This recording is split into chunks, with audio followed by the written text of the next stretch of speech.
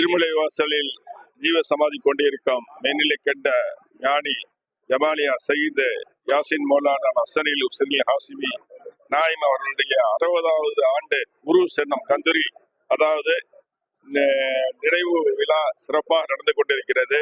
இதில் சுட்டத்தில் உள்ள மக்களும் மற்றும் தமிழ்நாட்டில் உள்ள எல்லா பெருநகரங்களிலிருந்தும் வருகை தந்திருக்கிறார்கள். வெளிநாட்டிலிருந்தும் கூட துபாய், சிங்கப்பூர் மற்றும் ஹாங்காங் போன்ற இடங்களிலும் வருகை தந்திருக்கிறார்கள்.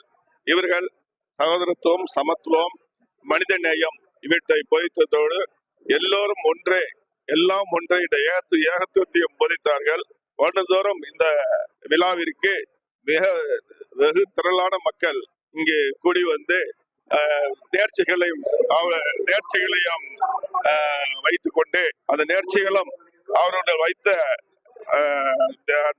அந்த காரியங்கள் நிறைவேறுவதால் வருடம் கூட்டம் ஏறிக்கொண்டே போகிறது. மிக முக்கியமாக இந்த வருடம் விசேஷமாக அவருடைய திருப்பேரர் ஜமாலியா யாசின் அலி மௌலானா அவர்கள் வந்து நடித்திருப்பது விழாவிற்கு மிக சிறந்த சிறப்பு சேர்க்கிறது.